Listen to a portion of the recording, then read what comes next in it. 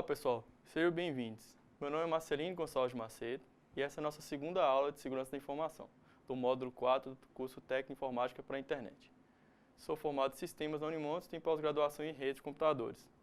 E a área de redes é a área que eu atuo. Na nossa aula anterior, explicamos os conceitos de segurança da informação e sobre alguns cuidados que devemos ter ao uso de recursos de TI de forma segura, como cuidados com o pessoal e funcionários, equipamentos, controle de acesso físico e lógico.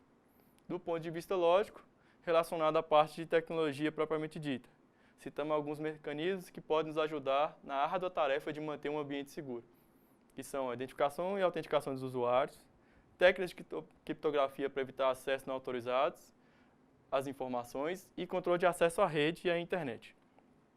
Nessa nossa videoaula, vamos falar especificamente sobre criptografia, autenticação e sobre os firewalls.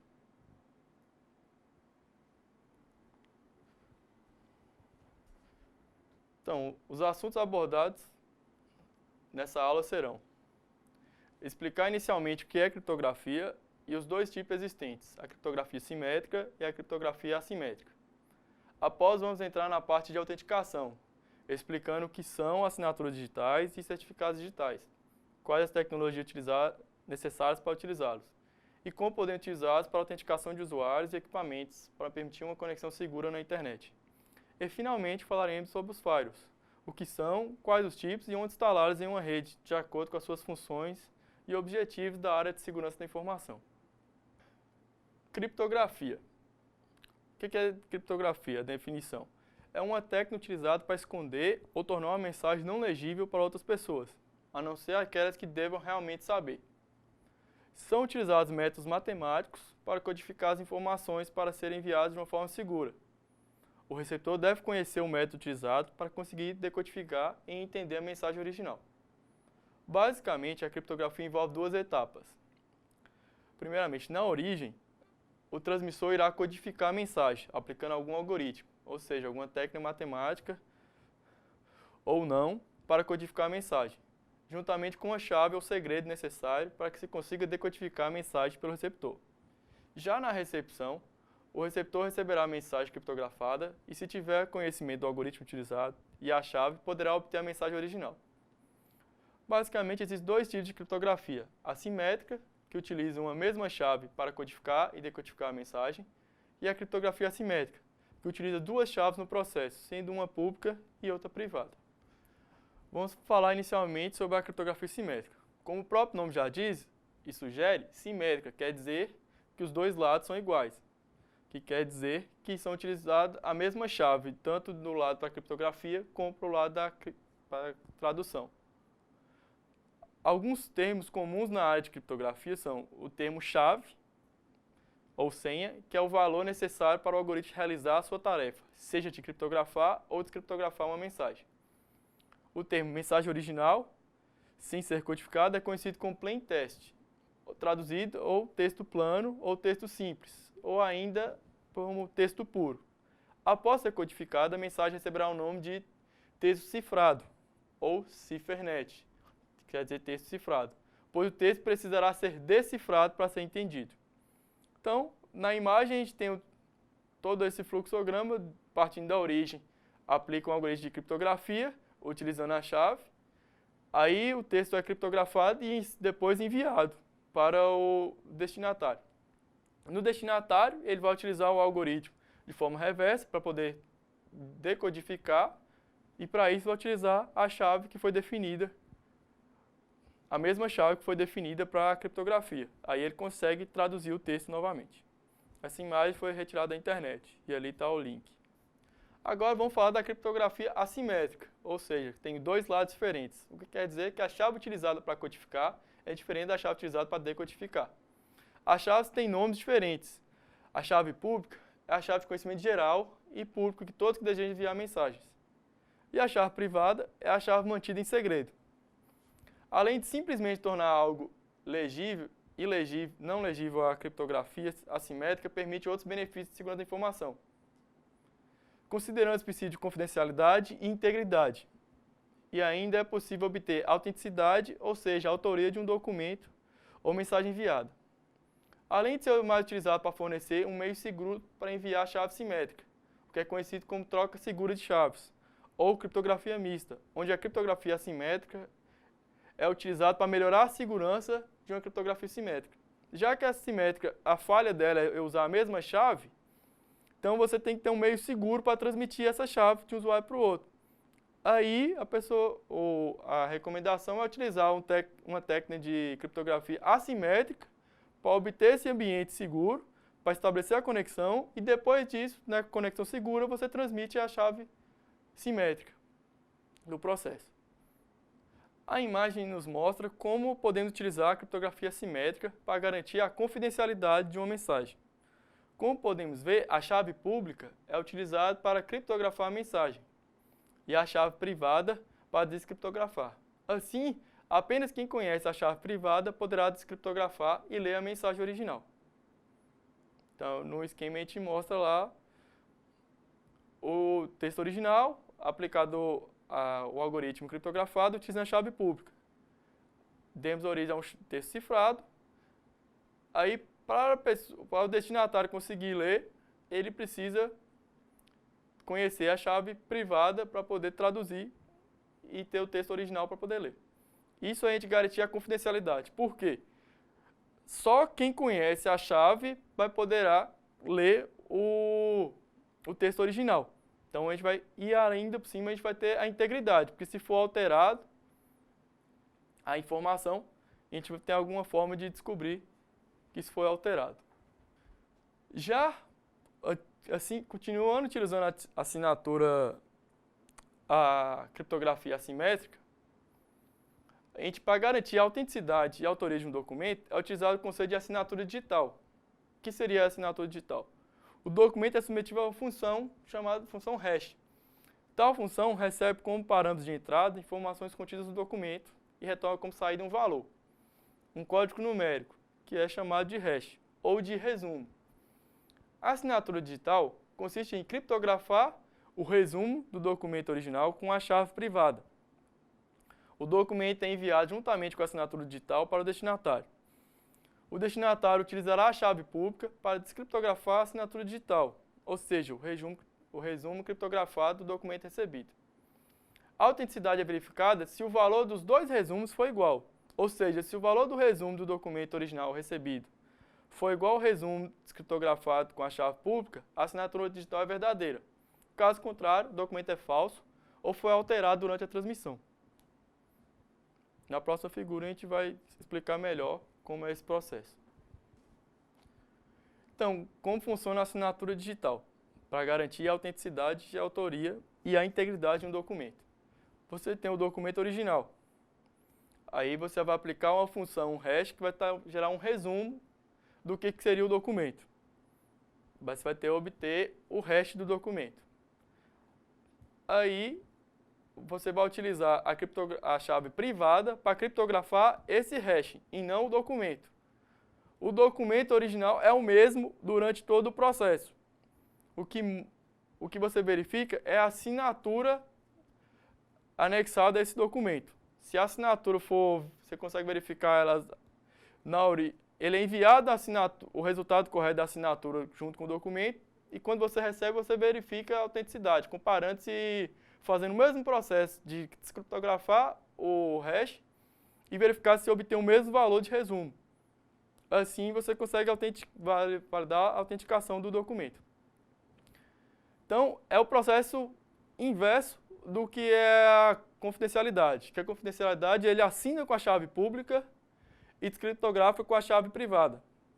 Na assinatura digital, ele assina com a chave privada e é descriptografado com a chave pública. E verifica se os resultados são iguais.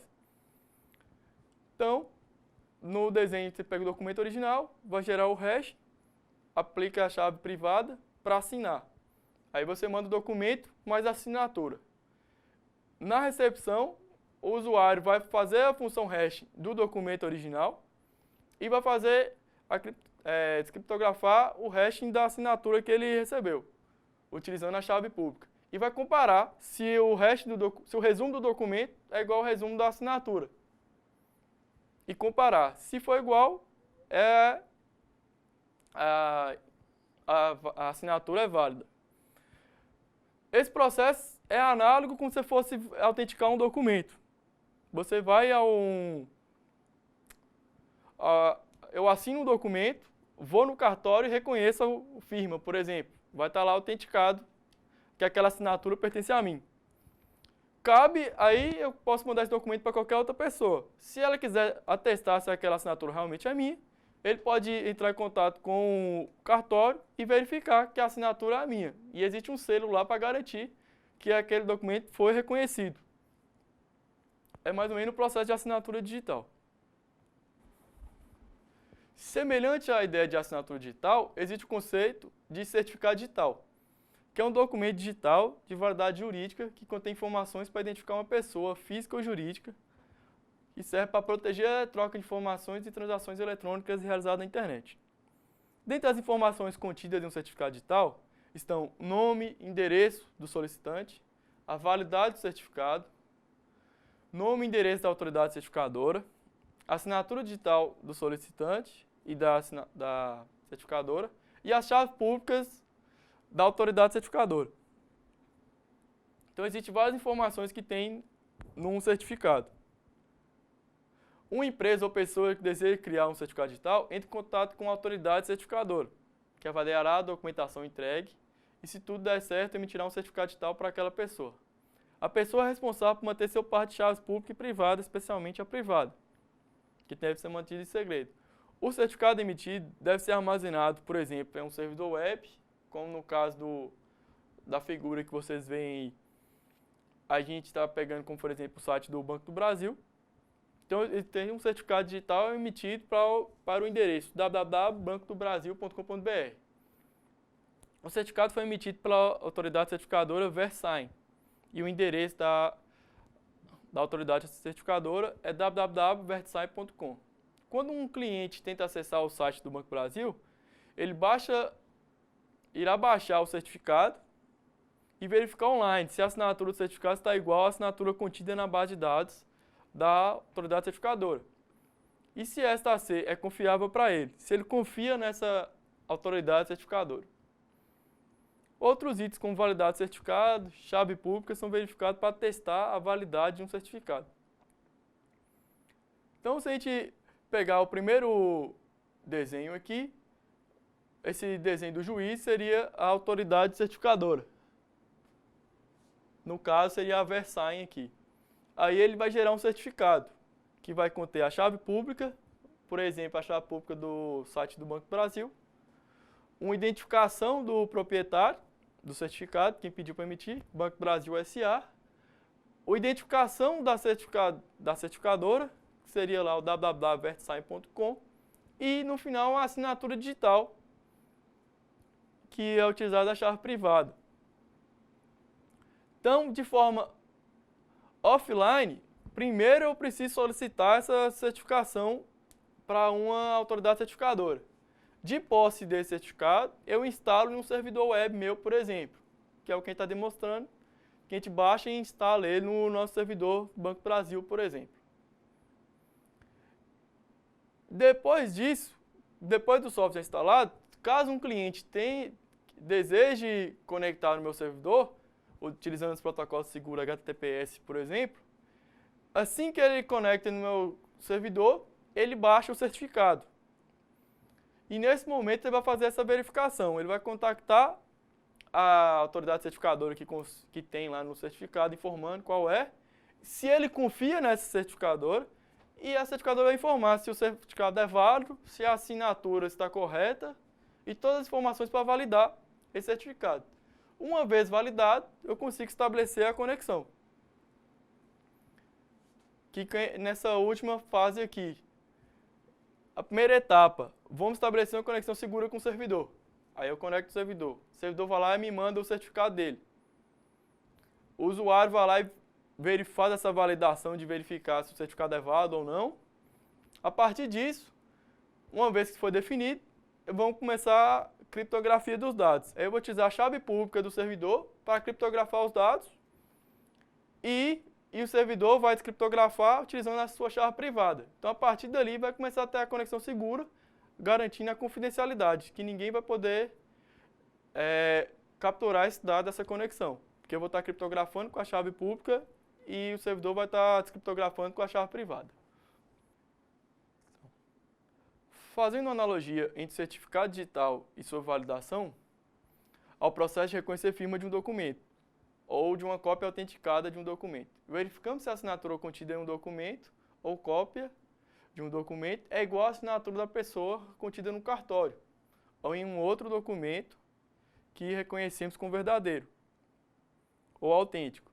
Então, é o fato de você pegar a identidade da pessoa e verificar com a assinatura que ela apresentou no documento.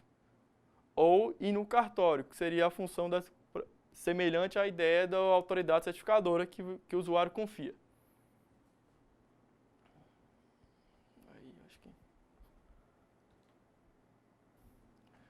Então, nessa figura, a gente vê a infraestrutura necessária para validar o certificado digital na internet. Como existem várias autoridades certificadoras, ACs, no mundo, é fundamental a existência de uma infraestrutura para verificar a chave pública das autoridades certificadoras. A essa estrutura damos o nome de PKI, Public Key Infrastructure, ou Infraestrutura de Chaves Públicas.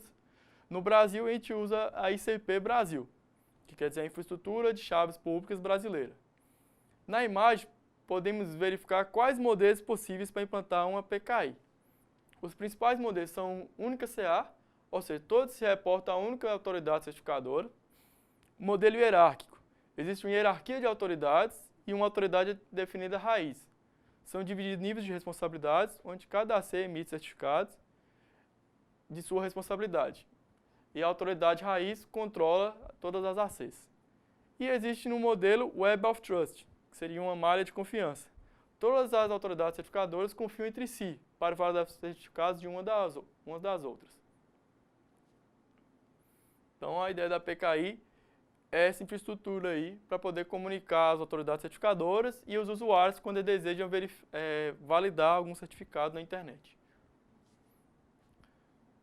Então, nessa figura, agora ampliada, a gente mostra como certificados digitais são utilizados para melhorar a segurança da navegação na internet. O cliente e o servidor decidem fazer uma conexão segura. Primeiro, o servidor envia o certificado digital para o cliente. Depois, o cliente verifica se o certificado é válido e se for assinado por uma autoridade certificadora de sua confiança. A criptografia começa com o cliente criptografando a mensagem utilizando a chave pública do servidor e o servidor, por sua vez, descriptografa a mensagem utilizando sua chave privada. Após essa primeira troca de mensagens, serão transmitidos por essa conexão segura. Vamos falar agora sobre o firewall, o famoso firewall, que é um equipamento ou software responsável pelo controle das conexões de rede entre uma rede confiável e uma rede não confiável. Na maioria dos casos, a rede não confiável é a internet. Para realizar esse controle, o firewall define regras e políticas para os pacotes que trafegam na rede, e assim bloqueando ou liberando os mesmos de acordo com a informação de seus cabeçalhos ou conteúdo. Os principais tipos de firewall são os do tipo filtro de pacote, que em inglês packet filtering, verificam os pacotes até o nível da camada de transporte do modelo OSI, permitindo liberar ou bloquear de acordo com alguns critérios, como protocolo TCP/IP ou UDP e sua respectiva porta de origem ou destino. Podemos bloquear também para o endereço IP de origem ou de destino e o endereço MAC e assim sucessivamente. Um outro tipo de firewall é o filtro de pacotes com base no estado da conexão, mais avançado que o filtro de pacotes básico. Permite identificar de fato a conexão toda e seu fluxo de dados na rede, e com informações gerais de estado de uma conexão. A gente pode utilizar os flags SYN para estabelecimento de conexão, o ACK, que é de confirmação de recebimento, pedindo reset de uma conexão, ou FIN, que é para estabelecer o fim da conexão. E existe o filtro de pacotes na camada de aplicação, também conhecido como Application Proxy, ou simplesmente Proxy. É quando um firewall consegue verificar o conteúdo interno do pacote, o que a gente chama de o cabeçalho de payload, funcionando como um proxy. O que seria? Voltamos ao conceito de proxy. Um equipamento intermediário entre o cliente e o servidor de destino, pois com isso ele consegue acessar o conteúdo e não só as informações de cabeçalho para roteamento. Por exemplo, é possível verificar se uma certa palavra proibida é citada em uma página do site da web. Se tiver uma regra de proxy que bloqueia esse tipo de coisa, a informação não vai chegar no cliente, porque ele não atendeu a especificação do proxy. E outros detalhes, a gente pode ver DNS, HTTP, vários outros protocolos da camada de aplicação, eu consigo verificar o conteúdo utilizando um firewall dessa camada de aplicação. Agora vamos falar dependendo da localização do firewall e a segurança que você deseja atender. Então, dependendo do nível de segurança pretendido, a localização de um firewall na rede pode mudar. Basicamente, existem 4 tipos. A forma mais básica, separando a rede interna da internet. Outra chama usando um host não confiável, que seria um computador exposto na internet. A outra é utilizar uma área desmilitarizada, ou seja, conhecido como DMZ. E ainda tem a opção de usar 2 firewalls, um entre a rede interna para a DMZ e outro para a rede de internet e a DMZ. Na figura a gente vai explicar melhor como cada um desses conceitos.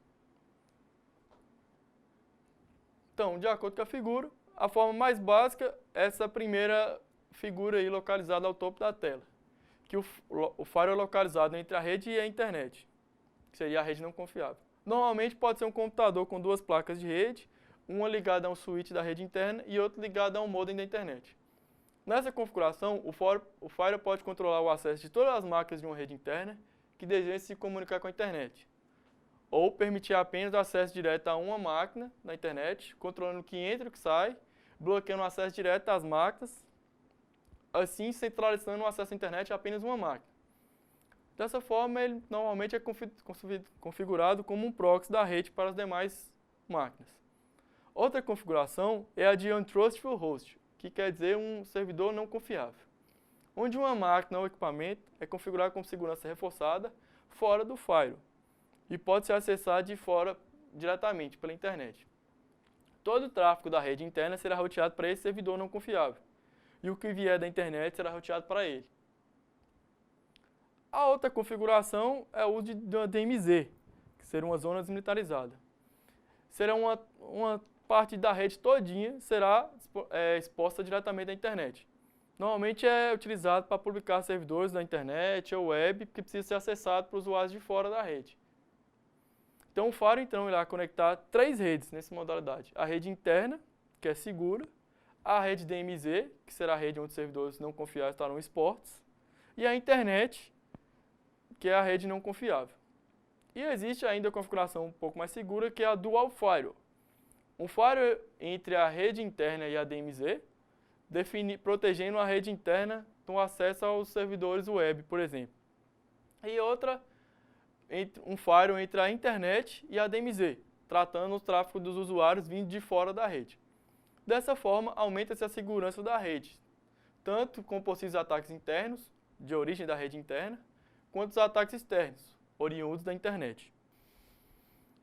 Então, o resumo da nossa aula foi explicar sobre a parte de criptografia, certificação digital e assinatura digital. Explicamos brevemente como funciona uma PKI, que é uma infraestrutura de chaves públicas, para validar os certificados digitais emitidos pelas certificadoras espalhadas pelo mundo todo. E como podemos proteger as redes de formas diferentes, dependendo da localização do firewall. Estamos aí algumas sugestões de leitura complementar sobre os assuntos abordados nessa aula. Um pouco lá sobre PKI e a ICP Brasil, que é a Infraestrutura de Chaves Pública Brasileira. Noções básicas de segurança em redes, sobre essas questões de como localizar o firewall, qual a posição ideal. E a parte de criptografia, assinatura e certificados digitais. Encerramos assim nossa segunda aula. Peça que estude material didático e pesquise na internet para reforçar os conhecimentos estudados. E realize a atividade prática proposta. E comente no fórum da semana em caso de dúvidas. Obrigado e até nossa próxima aula.